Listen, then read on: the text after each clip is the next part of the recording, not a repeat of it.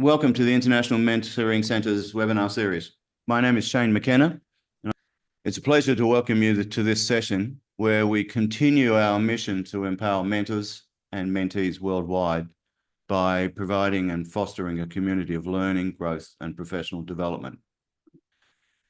You'll be aware, the IMC, we believe that mentorship is one of the most powerful tools for personal and professional development and transformation. Our goal is to provide a platform where experienced mentors can share their knowledge, insights, and best practices, and where aspiring mentors and mentees can find guidance and support that they need to achieve their goals. Our webinars are designed to bring together thought leaders and experts in the field of mentorship, and it offers you the opportunity to learn from their experiences and gain valuable insights to apply to your own mentoring journeys. Whether you're here to develop your own knowledge as a mentor, or whether you're seeking mentorship to deepen your understanding of mentorship, or even to just connect with like-minded professionals, we're pretty confident that today's session will provide you with meaningful takeaways. Now, before we dive into today's discussion, I want to extend a special thanks to you all for participating and joining us and responding to our invitations. Your commitment is acknowledged, and we're grateful that you're willing to contribute to the community. Now, so let's begin. Today, we're honored to host a very distinguished guest, and he's made significant contributions to the field of mentorship and personal growth. Bastian Harth is a seasoned mentor with extensive experience in consulting, sales, and digital transformation.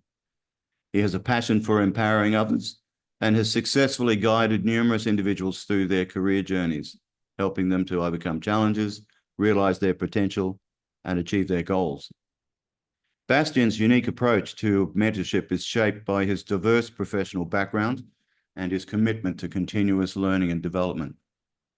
He combines practical insights with a deep understanding of the personal and professional dynamics that drive success. His mentoring techniques are not only effective, but also deeply rooted in fostering meaningful and supportive relationships with his mentees. Throughout this webinar, we'll have the privilege of delving into Bastian's experiences, learning about his strategies, and gaining valuable insights that can help all of us, whether we are mentors, mentees, or simply interested in the power of mentorship. Please allow me to welcome Bastian Harth to the webinar. Bastian, welcome. And thank you so much for having me. I really appreciate it. Those were some very nice words of you. Thank you so much for having me. It's good to see you all. Thank you for joining in. Yeah, I hope to bring some value here to this webinar. And I'm really looking forward to it. Thank you, Bastian. Firstly, would you share with us and some insights from your professional career as a mentor, and perhaps even enlightening us on your journey? Yeah, absolutely. To where you are today. Yeah, absolutely. So, I mean, as you can see probably my face, I'm relatively young still. Hopefully you can see that's still my face. But still, I have been mentoring since quite some time. There was a platform that I basically used in the past where you could register as a mentor, but also as a mentee. And I would basically seek out my own mentorship because I strongly believe in mentorship, because in the end, we can all learn from each other. And especially if you are, as you will definitely learn in this webinar, go into a new career path, it makes sense to talk to people who have done that before or who are currently working in that field. And learning from them, getting some tips and tricks perhaps from them is a really valuable thing. And it also makes you feel a little bit more, I would say, relaxed and focused maybe on what you're going to do next. And so I mentored, of course, I was a mentee many times. But of course, I also mentored at the beginning lots of students, lots of young professionals. They were trying to figure out what their academic path was, if they should do a master, if they should do a PhD, if they should work instead of doing a master, all of these kind of things. And young professionals specifically, at the beginning, I mentored to figure out what their role is at their company, because you can imagine the first 6 months or so, if you are just a new professional, they're very inexperienced. They don't know where they are standing at the company. They don't know if they can speak up and actually say something against the manager or whatsoever. And I helped quite a lot young professionals at the beginning. And of course, I still do. It just has changed a little bit more. It has become a bit more, well, I'm working with people who are a bit more experienced, specifically here at the company I'm currently working for, but also before that, I'm mentoring a couple of colleagues who are joining us, or who face a bit of difficulties in their role, fitting their sales target, of figuring out how to outreach, it's like how to do outreach, basically how to contact potential clients, how to speak to them, and how to structure, for example, a meeting in order to get the information that you also need from this potential client. So it definitely has become a bit more interesting, I would say, because I'm working with more individuals who are now already a couple of years in their job, and also, of course, some people who are currently wanting to transition into the sales role, something I've done myself, as you probably will mention in a couple of seconds or minutes. It makes me ask Bastian a necessary question, that you appear to have transitioned from one occupation or career into another. Yes, exactly. What's driven that move? Well, to give a little bit of background, I studied politics. I studied politics in my bachelor's and my master's. And during the time, I honestly believed that I would become a diplomat. It was a huge career ambition for me, and I would do whatever it takes to go in that direction. I didn't immediately go into a ministry, or start to apply for the application path as a diplomat for Germany. But I decided to work, first of all, in a company that would allow me to learn more things about how actually German politics works in real life, because learning about it is one thing, experiencing it is another. And so I went into a consultancy, as well as basically working and lobbying, so to speak, for companies, but also, of course, making lots of connections to the politicians, the ministers, to build connections, have meetings with them, discuss specific topics on cybersecurity and telecommunications. That was a big topic of mine, and figuring out how to influence, but also improve policy on these topics in Germany specifically. Right. And at some point I realized, and that was not because of the topic, it was more because of the institution that I worked for, I didn't enjoy that so much. I was in an institution that was very traditional, had lots of hierarchy and structure, and wasn't really as dynamic and flexible as I imagine it to be. Generally speaking, in the field of politics, at least that's how that was my experience. And so at some point I decided, well, I have several options in front of me that I could take. But and that's a definitely a longer story, but I decided to move into sales in the end, because I left my job in politics and went traveling for a little while and started my own businesses. I also got into mentoring more, and realized that is something that I want to do, because it builds also on my previous skills, to be honest. Right. Yeah. It seems from what you're saying, Bastian, that the experience of one area, business sector, and experience of several others has brought you to a place where you are now to speak fondly of those experiences. And in a sense, it's the experience that we're interested in discovering from you this afternoon. And for example, you're currently at LinkedIn. So it makes us wonder, what is it inside LinkedIn that allows you to declare yourself as a mentor and that you're mentoring others?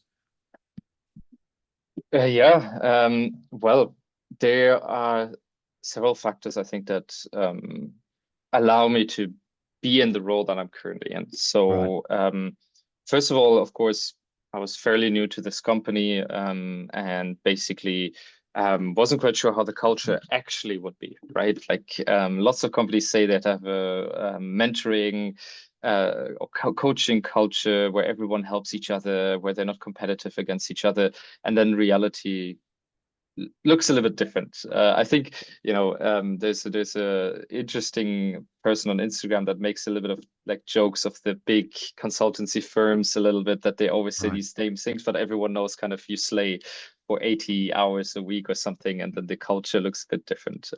It's just a joke, but I think sometimes reality looks like that. But LinkedIn here has created an environment where really, like I've never felt as comfortable as before. I can use opportunities like this, for example, to grow, to try out different things, and they've implemented that on scale. And so they immediately, when you come into this company, you have a buddy that is assigned to you. I think that's nothing too special, but still, Mm. it makes a huge difference if you have someone who's assigned to you who you can ask lots of questions. And it is completely fine also, and that's what they make sure to ask as many questions as you can. Like it's kind of like a very basic thing as it sounds, but still they live that here too. So I came in, could ask lots of questions and collaborate also with teammates from other markets. Since I'm in sales, learning some best practices from other markets was kind of essential, and talking to them, being mentored by them, so to speak, was very, very helpful. But then simultaneously, of course, if they realize, hey, this person also wants to give back, he or she wants to share their knowledge that they have now gained, they immediately put you in a process as well where you can become a buddy or a mentor, so to speak, yourself. And I took on that role very quickly after just a few, like 2, 3 months. I took on the first buddying role already, because they realized, okay, this guy has already experience in sales. He knows what he's doing. He's not like someone who just started with this job. We can also allow him to support emotionally, but also with the tasks and everything, someone who's just new to the role. And that's what I Right. did. And you build basically a relationship with your buddy, with your mentee, so to speak, a very close one where you talk every day almost, and just work together, sit together, and share some knowledge with each other, and also sometimes complain about potential clients together or something like that. I think that comes with it.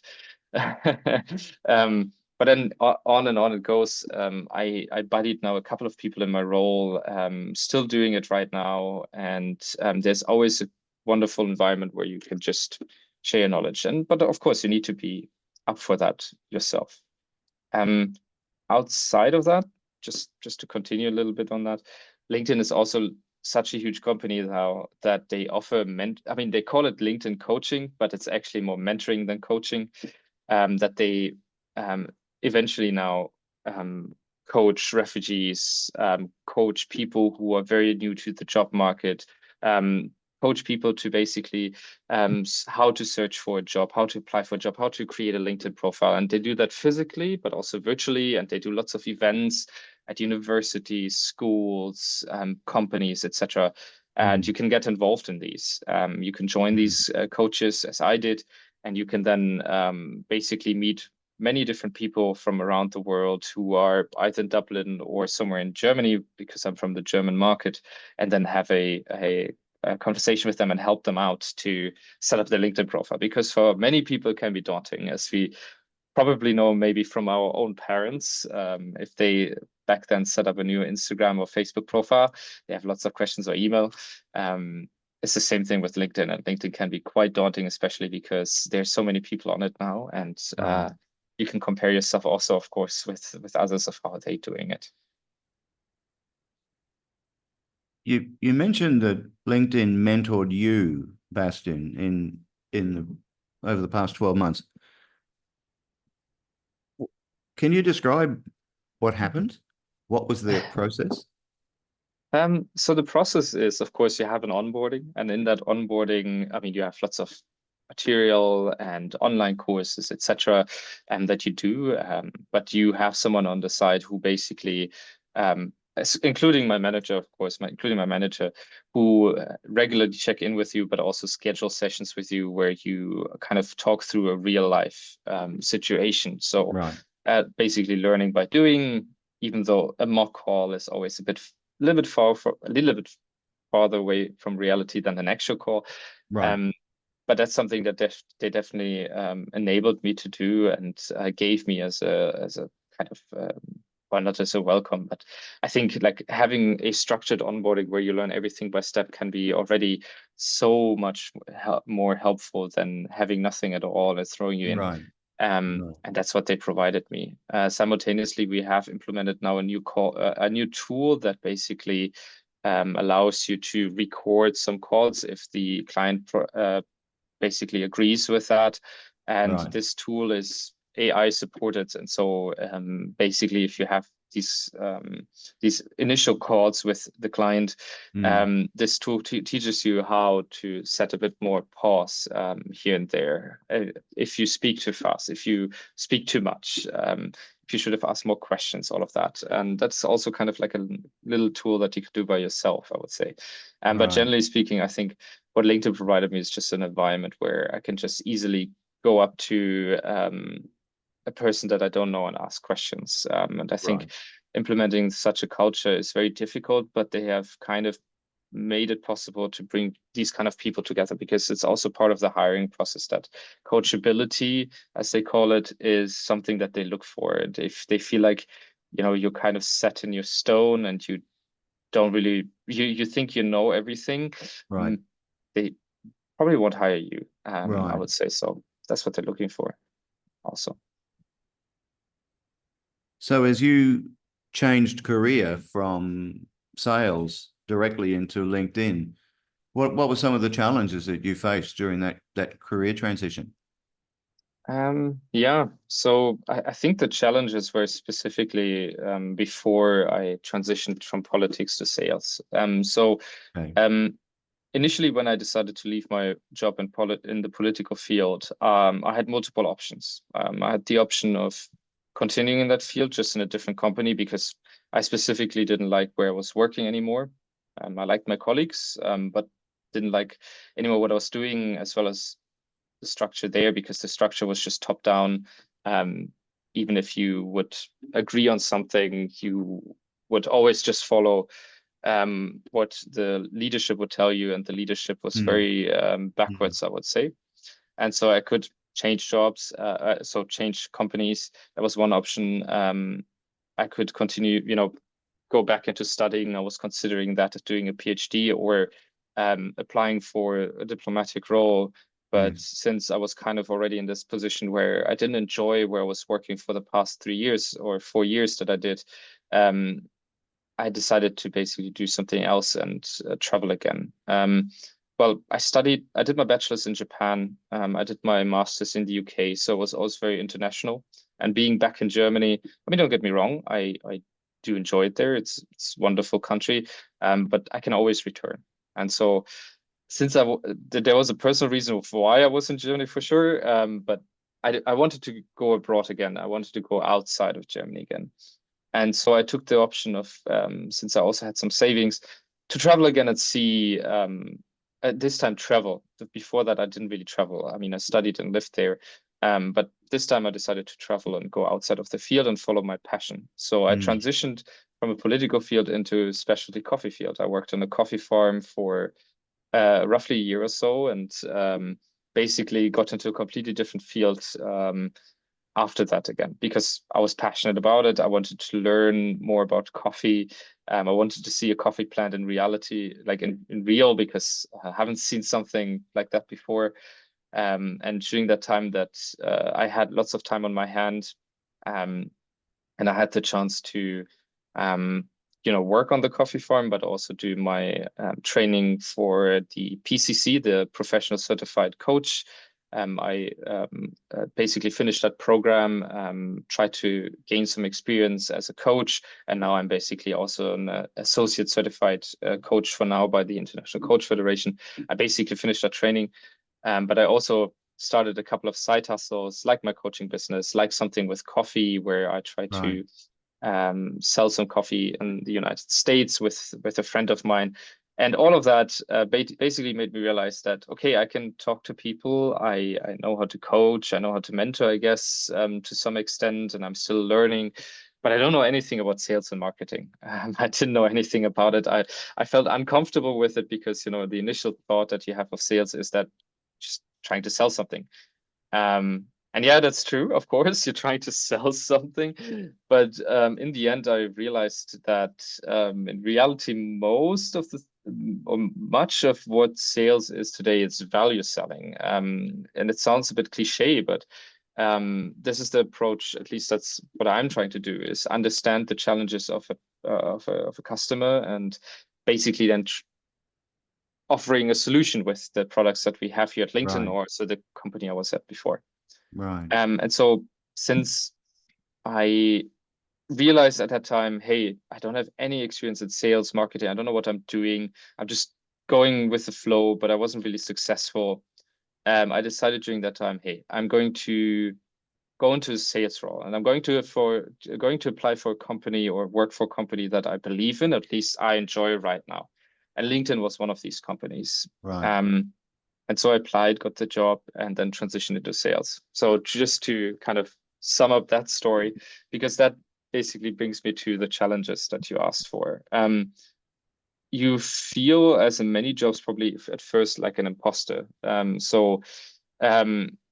since I've realized that I'm lacking sales and marketing skills, that was the reason for me of going back into, you know, a company and learning these skills, because the best way was for me, at least, and still is, to learn from in a school, in a company that puts a huge emphasis on selling and doing it well.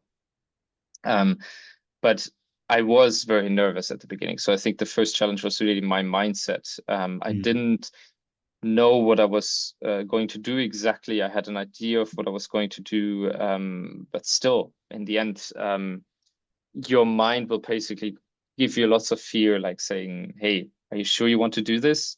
Are you sure you want to like kind of throw away your 3, 4 years that you have now in politics? Because when you go back, you could get promoted, go into a higher position. Mm. Um, do you really want to like throw away your dream of becoming a diplomat? Is that really what you want?" So that was kind of the initial thoughts. Well, I felt the fear and did it anyways, like the book, the famous book, Fear the Fear and Do It Anyways. I highly recommend it. But um, I Mm. jumped into that. I tried to Mm. just focus on what I wanted to learn, Mm. because that's usually what I go with. And so that was the first challenge. Did you want to ask a question? I'm I'm just reflecting on the journey that you've been on, Bastian. It appears to me that you've taken on formal learning in training institutions and university. You've also learned on the road, so to speak. You've learned through different occupations. You've set up your own businesses. Is this the gift that you have for your mentees, this experience that you have?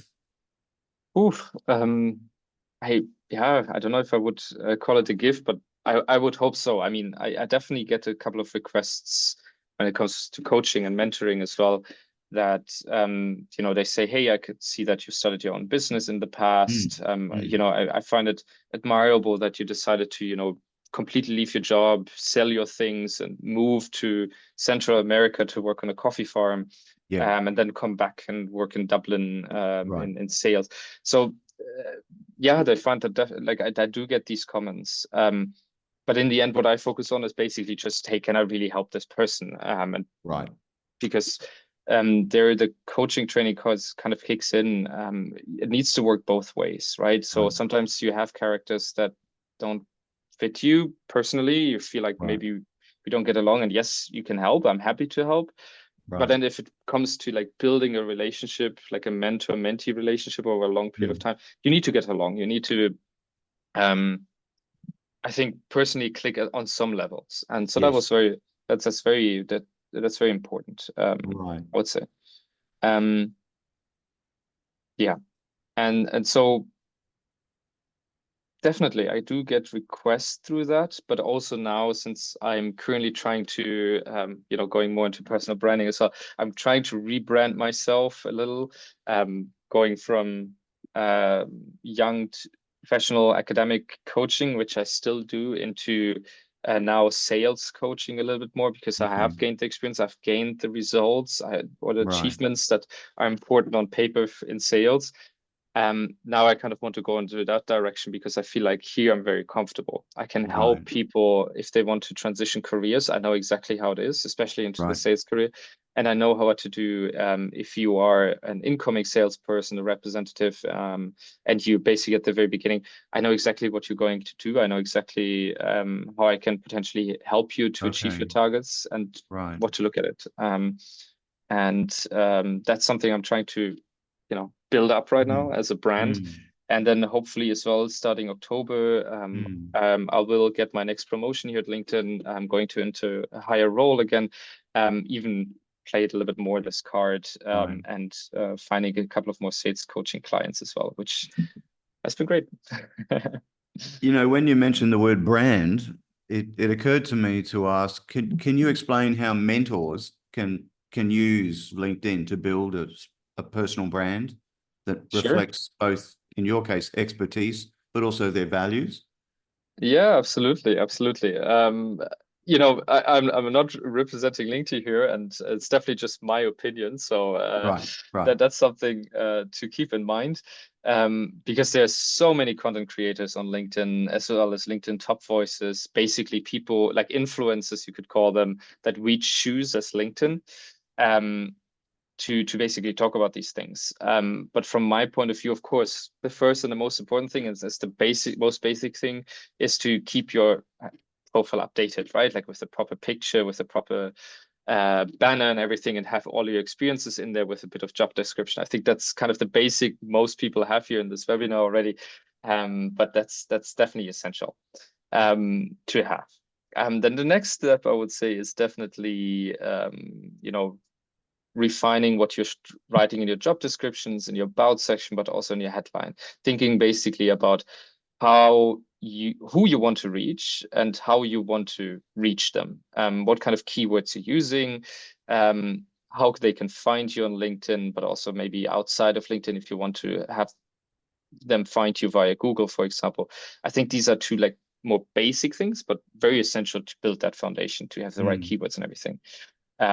Also, if you're thinking about, mentoring on the side, like I'm not doing this full time, right? I'm working. Yeah. Um, there are ways of, it's definitely essential to keep your LinkedIn profile updated because then also people for your own career will find you on LinkedIn and will be able to reach out to you if they have an interesting job opportunity for you. I think this is how Ida found me as well here Right. for this webinar. Right. So those are the two basics, I would say. And the next step is, and this is for most people the hardest, is to create content and building a followership. So creating content regularly with a targeted approach is the next essential thing to do, I would say, because with your content, with a couple of hashtags that you use that align with the content that you're trying to post, you will find people who start to follow you. I just did the experiment of posting for 4 weeks every day, every weekday. And I could see a significantly like my numbers, impressions, likes, followers, everything just going up. Now this will plateau potentially at some point, I guess. Who knows? But still, I've posted quite a lot, and some posts, got a couple of likes only. Some posts got a few more likes, but the impressions were always there. Impressions are also kind of some would say maybe not as important, but that means people see you, people are aware of you, people are essentially seeing your posts. And it's kind of like with any brand. With Coca-Cola, Mm. you have immediately an image in your head. With Mm. Volkswagen, you have probably immediately an image in your head of what they stand for. It's the Right. same with you. The more they see you, the more you build awareness, the more they might keep you in mind when they're looking for someone like you. And I think that's very essential by content creation. I'm not here to say like, hey, create content every day. No. LinkedIn influencers say do that, and they've been quite successful with that. But I would say, hey, keep it to a level that works for you. Do it maybe 2-3 times a week, maybe just once a week. As long as you create some content and you're active and you're trying to work on that, I think that's very, very essential. That's one thing I would recommend. The next step is to also, of course, use LinkedIn more like as your website, so to speak. I feel like I don't have a website because I feel like a website has now become a bit obsolete. I think also some companies even think about just having Instagram pages, Facebook pages, if Facebook is still huge in your market, who knows, or LinkedIn pages, instead of their website, because why not combine every information there where everyone else is anyways, and have all the information regarding you there. And that's how I see my LinkedIn. For me, I don't need a website. I have my contact details there, my information there. And if I want to, I can also create blogs there, like create content that is valuable to people. And I think it actually gets more traffic. And I've spoken to a couple of other content creators there about this. It gets more traffic usually than your own blog, except if your blog has been around since years. But blogs are essentially a tool of showing or showcasing your expertise, showcasing who you are, and showcasing that you're offering services that are valuable to people, like with testimonials and stuff. Like also getting recommendations on LinkedIn can be very essential for people to find you and say, hey, I want to work with you. But blog posts, something that I would need to do a little bit more, to be honest, as well, is somewhere you can go. And LinkedIn has now enabled it, and you can create basically get this notification as well. And this might be the next step. If you create a page and if you have, so to speak, in your profile, say that you're offering services, and there's a section where you can where it asks you, hey, are you offering any services? And you can say, yeah, I'm offering services, and these areas can be, accounting, can be sales coaching, can be resume writing or UX design, whatever. Creating that page, opening that up, what services you have, and describing that service to outsiders. You can also tag it with the price and everything. Gives or allows you to get from LinkedIn notifications to contribute to certain blog posts where they basically try to combine several experts in the field to contribute to specific questions that the community has. And if you do that often enough, they will give you like a little badge as well, saying like, hey, this is an expert in sales, or an expert in UX design.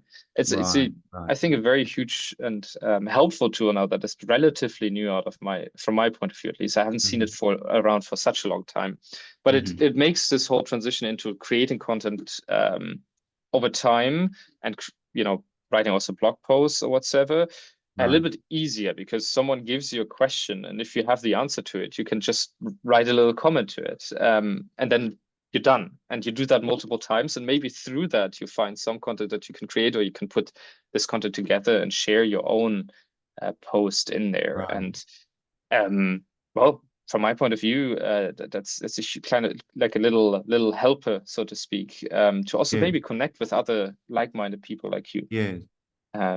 Yeah. So there's a couple of steps that I've mentioned now. Of course, if you have any questions regarding that, let me know. Probably have some more ideas, but for now, that should be good. A good start. Well, we are going to open up the webinar to questions in about 10 minutes time, Bastian, actually, for our audience participations.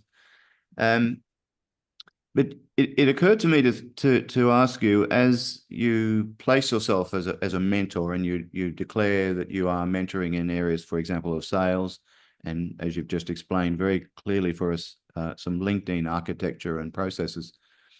What about an individual who's not so technically skilled, but they are actually mentoring, say for someone, as you mentioned, in an academic space, an academic mentor of not only students, but perhaps even colleagues. How does that person create a message or a mentoring brand, from your opinion? I mean, if they don't want to do it online, for example, could be a reason. I would say the first thing that I would look for is opportunities within your institution, within your company. For instance, the previous institution that I worked for, as said, very traditional, very hierarchical. doesn't have this kind of, they already kind of drove against the wall, but they haven't realized that they actually drove the whole institution against the wall. They are in their own bubble. Yeah. Even in those institutions, you have the chance to say like, hey, I have an idea, I kind of have an interest in something, I kind of see that there's a new colleague starting here. Wouldn't it make sense if I offer some of my time to help this new colleague of ours? Right. Um, and well, they didn't have that kind of system in place. They were not too happy about the idea, but they nonetheless were kind of open to it for some reason. Because of course they and themselves, even though they were terrible managers from my point of view, they thought that they were the biggest mentors in the world, even though they just enforced their ideas. So it's kind of connected with their pride. If you're politically correct and you know how to diplomatically kind of talk to someone and convey them that how great they are and what kind of that the idea comes from them rather than yourself, it can work out. And so that's basically what happened. And I could basically help or support a new person coming in to the office just to stand at the side. But I think other companies, especially scale ups, for example, or like startups, more dynamic companies, they are always implementing these kind of systems already because they look at huge companies, how they did it. They might like, for example, a culture like LinkedIn. I worked at a company before that's called CoachUp. They really wanted to implement this LinkedIn culture here, there too. And they had already a system in place, but there were options of basically saying like, hey, I want to grow in this company by mentoring others, maybe having some best practice sessions with one another with different markets. That can be very easily done internally, where you just organize like a conference room that you have. You bring a couple of people together that are the speakers or the experts, and then you invite the other people to it, or you make it an open discussion depending on how many people you are. I think that's a very simple way, so to speak, to do so. Other than that, if you are a bit of technically affine, I'm sure you would be able to use the websites and Google and everything. There are a couple of platforms that allow you also to create a profile to basically say like, hey, I'm a mentor. These are my expertise. This is who I am, and here's my booking link, so to speak. Or reach out to me to my email if you want to have some mentoring. And those are great way of exposing yourself to potential mentees, to potential clients in the future, who would be interesting in working with you.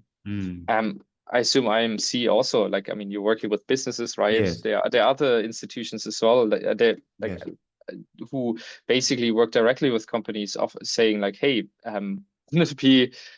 wouldn't it make sense to offer a little bit more mentoring also, like maybe from external people, and bringing in some expertise from other sides, other perspectives, and just getting involved in these kind of things makes a lot of sense. Also another thing just came to my mind. I was for 5 years the chairperson of an alumni association globally, and we basically implemented a mentor-mentee program, right? So where it was really important to connect alumni with current students so that the current students can make better decisions, but also the alumni kind of still feel connected to the university in some ways. That's another way sometimes of doing it. Maybe you're already like a graduate now from a university. You're quite experienced in your work. I'm sure your university has a mentorship program or something you can get involved with. Or you can build it yourself through other institutions that you're a part of. Because it is such a helpful tool. It's a knowledge sharing tool, right? Like there's so many companies right now who are basically struggling finding young professionals sometimes because of the industry that they're in. It's a dying industry, or it's just a company that has lost against a competitor, whatever, but they're still going.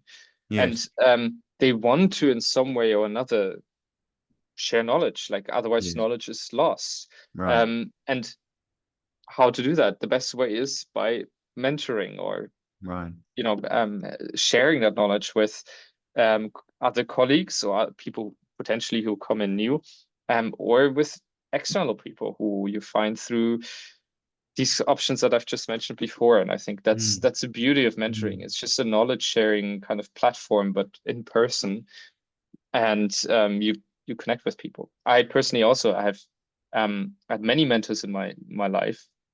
At university, for example, I had someone who helped me really love where to apply. And I have one mentor, she's my previous English and French teacher from school. We stayed in touch with each other for years, and she's in a definitely different like um world than I am, so to speak. right, But she has helped me in so many ways, just on a personal level, because right. she's very experienced. She's above. She's also now retired, so there's a huge age gap. But just by Mm, even though she doesn't have the same experiences as I have, with her life experience, she shares so right. many things with me that calm me down, that make me think like, hey, you know what? In this moment, I'm very stressed about this particularly matter, like about my career or about my personal life. But in the long run, probably won't matter. And having just that perspective from someone else is just so helpful. So yeah, sometimes you can even be the Mm, mentor or mm, indirectly speaking of mm. someone who is younger than you, and help that person a lot in their life decisions, but also just to maybe find themselves, because young people specifically, we have a huge identification crisis, I think, globally speaking. And there's so many, people who can compare themselves on Instagram, and social media is kind of exaggerated from that. But also Adam Grant talks a lot about like the influence that parents from who were parents in the 90s and 80s actually had on their child, of feeling not good about themselves. There are Yes. lots of different reasons. I don't want to go into that too much, but Mm, um, a mentor can help a lot in that. It's like right. someone who is a bit more, so to speak, chill in their life, who have done it all. They've built a career, they have built a family, they bought a house, all of these things that Right. potentially make you think when you're in your 30s. I'm in my 30s now, who's not married, who focus on my career. I have a girlfriend, but I'm not married. I don't have children. While other previous friends who I know from my small village where I'm from, they're already like they have that second child, they have a house, they have a dog, they have a Mm, cat. You mm. can't. For some people, this can be overwhelming. It can be extremely stressful. And Yes. hearing something that, hey, you have time, don't worry so much about that. For someone who has a lot of experience in their life, I think Yes. that's wonderful. It's the Yes. beauty of mentoring. You've you've spoken passionately about mentoring, Bastian. It's clear that you've found deep. I'm presuming you found some deep satisfaction in the work that you do. Um, it leads me to this question. Can you define mentoring for us then in one or two sentences? Oh, that's the hard thing. I think even dictionaries, they kind of break a sweat about that. All right. No, I'm just kidding. Like for me at least, what mentoring is. The big differentiation between coaching and mentoring, maybe that's the easiest way to start with, Right. is mentoring is a place where you share knowledge with a mentee, so to speak. You kind of not just necessarily tell them what to do, but you tell them what you would do if they would be if you would be in their shoes, kind of. You share with them your expertise, you share with them their perspective, and you share with them maybe like a path that they don't see before. So, for instance, and I'm working with someone who is aspiring to do so many things simultaneously. Like this person wants to build a business and become a leader in the industry, while simultaneously she also wants to work for a big Mm, consultancy firm. That simultaneously she also wants to move abroad and make a lot of money there, and there's so many other aspirations that she has. And um, sometimes just telling like, hey, mm. you have so many things that you want to do simultaneously. Maybe you're at the point right now where it's not the right timing to make an ultimate decision of what you're going to do next, because you just don't have enough information. Maybe it's more the Right. time of collecting information through experiences. And you're saying Right. right now very passionately, well, you want to become an entrepreneur, an expert, and a leader sometime in the specific industries focusing on sustainability and ESG. But you Mm, also want to really still work in a huge company where you learn also things on the job. So, Yep. from my point of view, as an external partner, one career path could easily be you just try to find a job in one of these big companies like you want to do. It's hopefully in the field that you want to do. Right. Try that out. If you like it, you will gain the expertise that you're looking for to build your own business. You will gain the repertoire, the finance goals that you have, all of these things. And then move at some point, as many did from McKinsey or whatever, like PwC, and they start your own business from there because I feel like that's a very natural thing.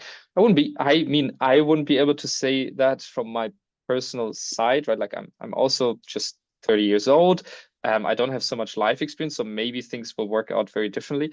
But just mentoring is for me like just sharing a couple of ideas, pathways, perspectives that you have as an outsider with the mentee and giving them as a suggestion, not telling them exactly like, hey, you need to do this. You can Right. suggest. Coaching, on the other hand, is more just believing that the other person already knows the answer. And Right. so combining these two things is also a very tricky path or tricky thing to do, but lots of people do. And then coaching is just basically asking lots of questions that go deeper and deeper into the drive, motivation, feeling that a person has. And then saying like, hey, did you just realize, like, we're not you saying it, Yes. they will probably come to a moment where they have this, aha, okay, you know Right. what? I Right. know the answer already to this now after 60 minutes or so. And sometimes combining them, especially students, like advice, combining them is kind of essential. You get a little bit deeper into what they are looking for. But then students are still very driven by external factors like, hey, I want to study at a reputable university, or Yep. I need a huge scholarship, or my parents tell me I should do, all of these things. Yeah. So a combination of both is kind of essential there, because students specifically, they need or they want advice more than being asked a lot of questions that they sometimes themselves don't even know how to answer, because they haven't I guess developed this kind of also job and life experience that you find before. At least that's my experience for now, at least. So I hope that answers your question of how I see what mentoring is and what coaching is. All right. All right. I really would like to open it up to our participants and find whether we've got questions from those who have been following this webinar. Let's just pause a moment. I've got my team who can put questions into the chat room and allow the participants to respond to you. Bastian, please. Let's invite our team. Anytime. Or if someone wants to put their hands up and speak directly, that would be also cool. It's good to see you. Hold on.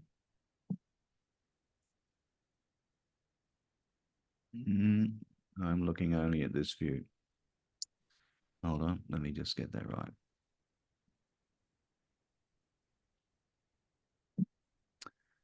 Angie, have we got any questions in the room? Rainer, please, if you would, ask away. Hey, Hey. great presentation. Yeah, I was curious a bit more still on the day-to-day type of work in your current role.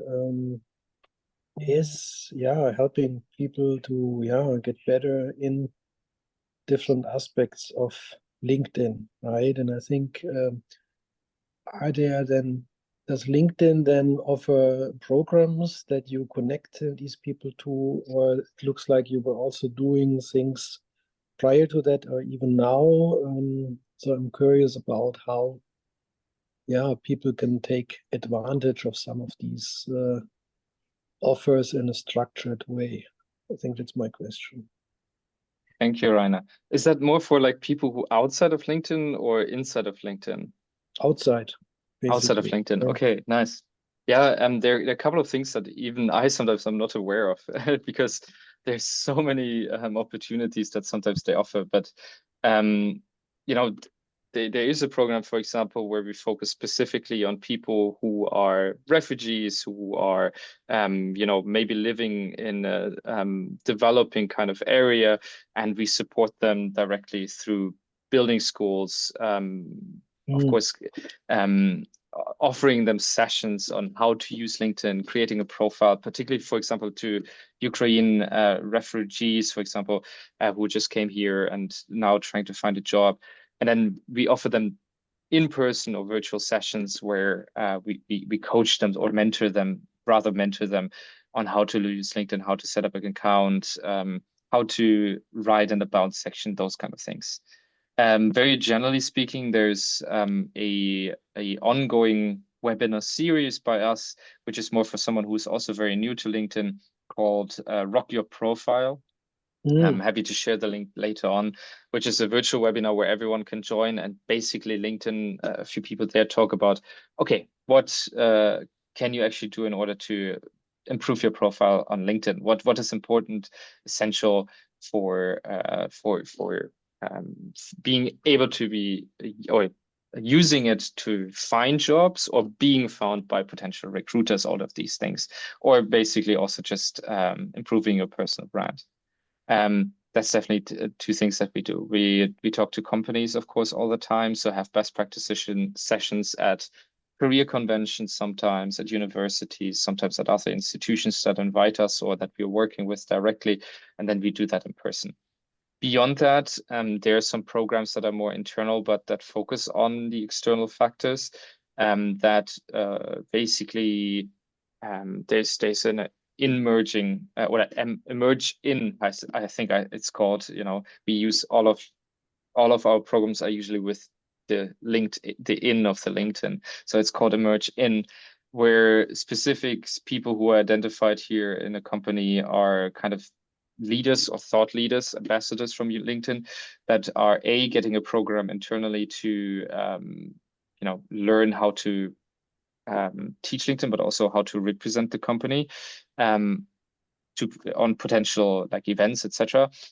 Who also want to go into leadership positions, who also then simultaneously would join these kind of events to do exactly what I've just mentioned before.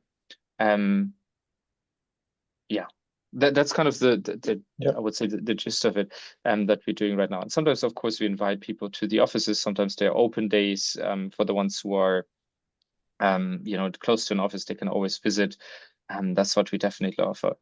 Very Could good. be more. Thanks a lot. Good. Oh, you're welcome. Thank you for the question, Rainer. We have a comment from Bruno in the chat room. Oh, cool. Thank you, Bruno. Appreciate it. And Fawzia as well. Thank you, Fawzia, for Fawzia, yeah. Thank you. Presenting. Well, Bastian, as we come to the end of this session, I have to say I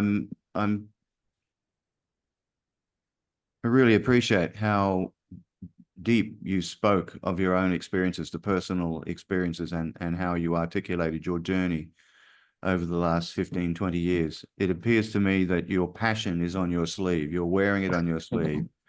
Thank you. And that you're one that many people would aspire to be mentored by. If someone wanted to be mentored by you, Bastian, how will they find you? Facebook. I'm Right. kidding. No, just sorry. Like I always make that joke because when people ask me how to connect, Right. you can find me on LinkedIn. Of course, you Right. just search for my name, Bastian Harth, and then you have a comma ACC. That's me. Right. I put that in my title. I'm happy. Is it okay if I share my link here as well to my profile, because then makes it so much easier? Of course. Thank you, Bastian. And I just put it in the chat. Feel free to connect with me. Feel free to talk to me. And my email should be also in there. You can actually, it's also public. So if someone wants to write me an email, that's absolutely fine.